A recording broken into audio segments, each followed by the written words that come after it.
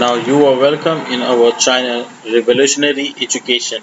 Now today we are discussing about the chapter 1 computer subject ICSE 7th standard. Now today we are discussing about the book Think and Connect, a book of computer science which are discussing about the chapters, the chapter number 1. First of all, we are discussing about the subject content. Here there's only 10 chapters given in your syllabus. First is computer science and more on MS Word 2013, advanced MS Word 2013, more on MS Excel 2013, advanced on MS Excel 2013, HTML, Photoshop, Internet, Adobe Photoshop, CS5 and QBasics. These are chapters are given in your syllabus curriculum. Okay, तो आप लोगों को आपसे मैं start करने जा रहा हूँ chapter number 1 that is computer system. Total here आप इसके बारे में जो भी पढ़ेंगे उसे मैं बहुत ही डीपली समझाने जा रहा हूँ.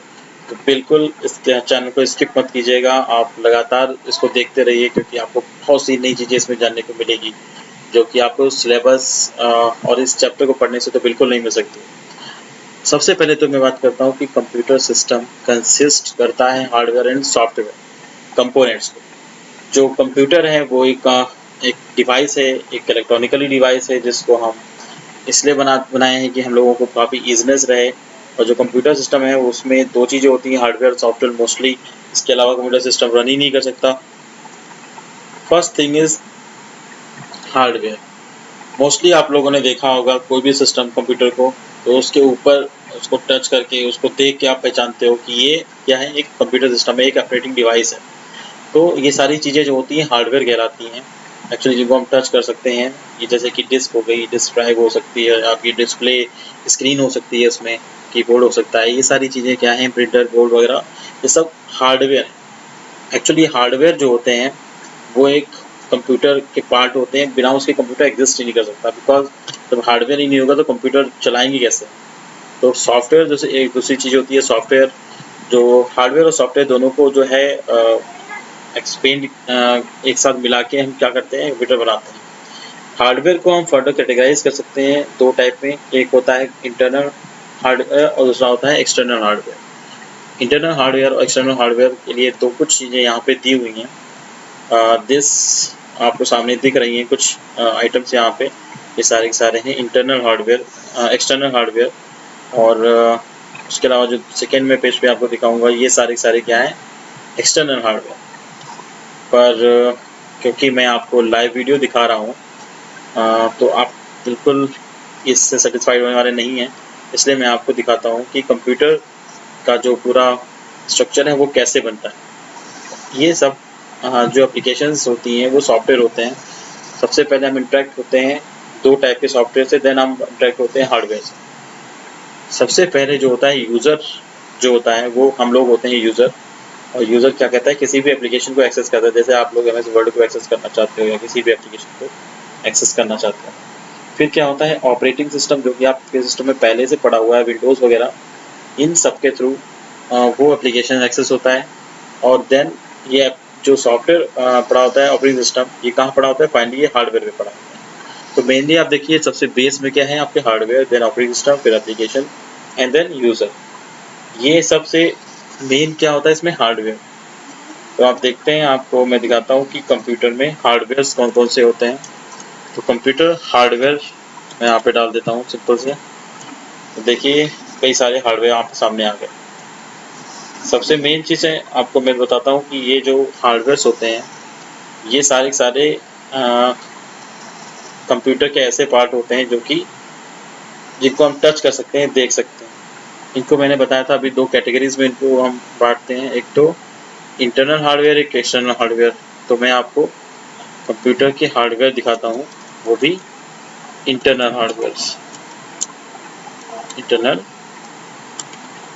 हार्डवेयर आइए तो देखिए ये सारे के सारे जो आपको हार्डवेयर दिखाई पड़ रहे हैं, जैसे कि जो सारे के सारे आपको सामने दिख रहे हैं इसमें, ये सब आसपास, ये सब क्या है, इंटरनल हार्डवेयर.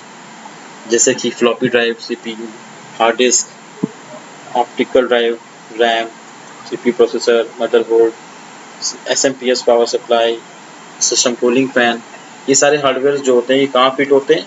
ये विद इन आपके इस कैबिनेट में फिट होते हैं। ये कैबिनेट आपका क्या कहलाता है? CPU। फाइनली ये देख रहे हैं आप, ये सारी चीज़ें जो हैं आपके CPU के अंदर लगी हुई हैं। ठीक है, ट्रांसपेरेंट CPU का बॉक्स है, उसमें आप देख सकते हैं। ये आपकी कई सारी रैम्स हैं, ये भी सब इसी के अंदर लगी होती हैं। ये आपकी जो डिवाइस है इसको बोलते हैं मदरबोर्ड। सारी चीज़ें जो भी सिस्टम में वर्क करती हैं वो सब इसी से जॉइंट होकर चलती हैं। मदरबोर्ड देखिए आपके कई टाइप के आते हैं, ये देखिए डिफरेंट टाइप के आपके मदरबोर्ड्स हैं। ठीक है, ये आप कई टाइप के मदरबोर्ड्स देख सकते हैं, और ये सारे के सारे जो कहाँ लगे होते हैं?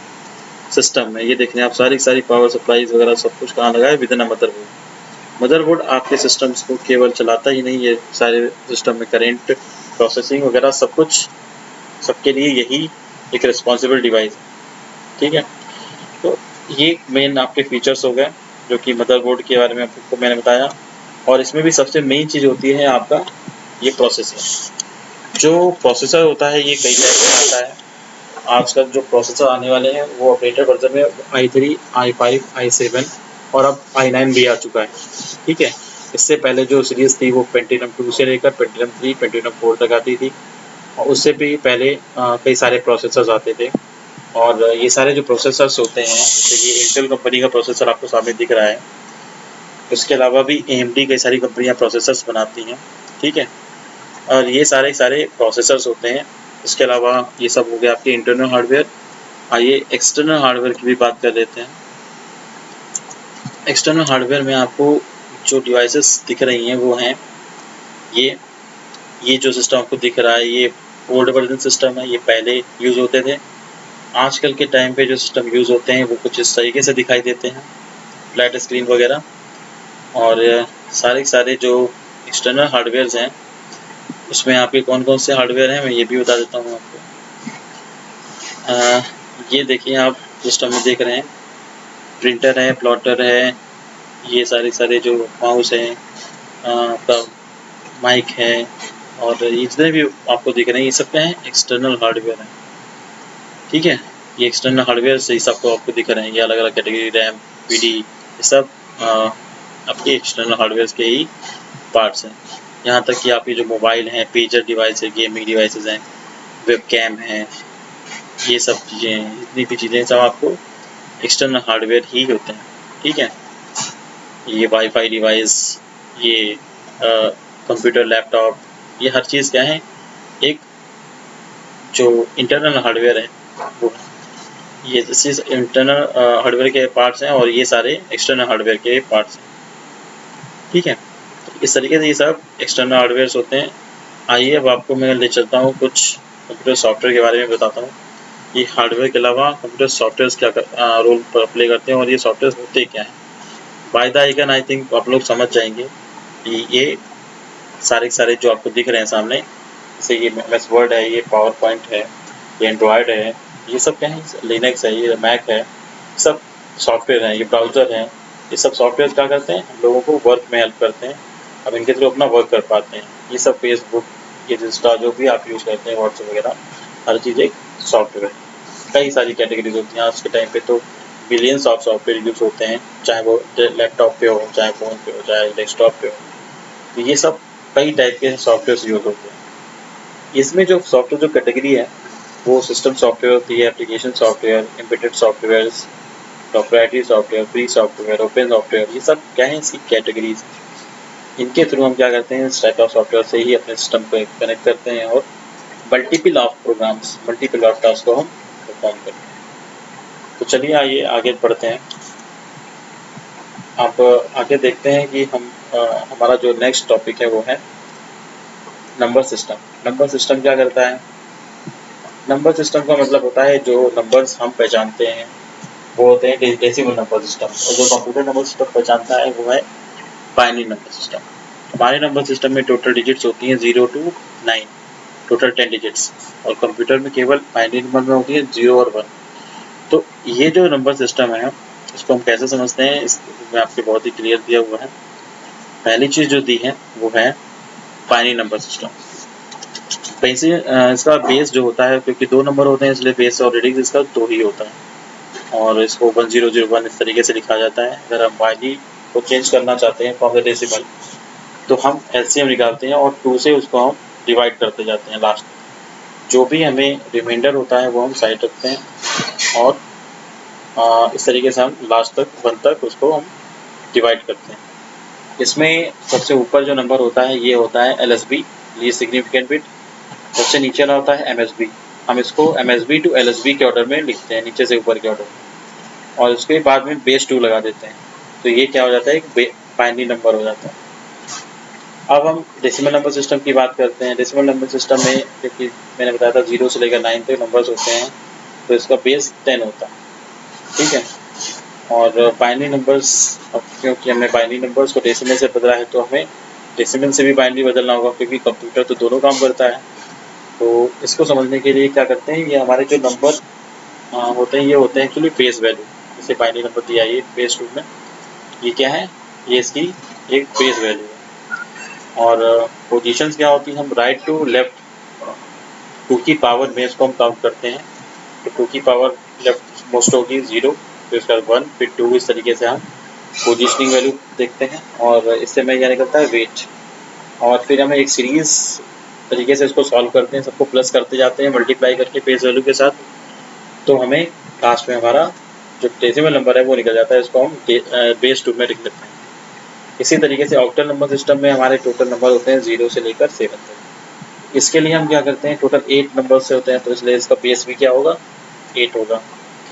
इसको हम निकालने के लिए इसकी भी जो फेस वैल्यू होती है और पोजीशन वैल्यू होती है उसको हम मल्टीप्लाई कर देते हैं, और जैसे हमने decimal to octal to binary to decimal निकाला था, उसी तरीके से इसको भी निकाल लेते हैं, तो हमें ये डेसिमल वैल्यू मिल जाती है from the octal value. Next topic है आपका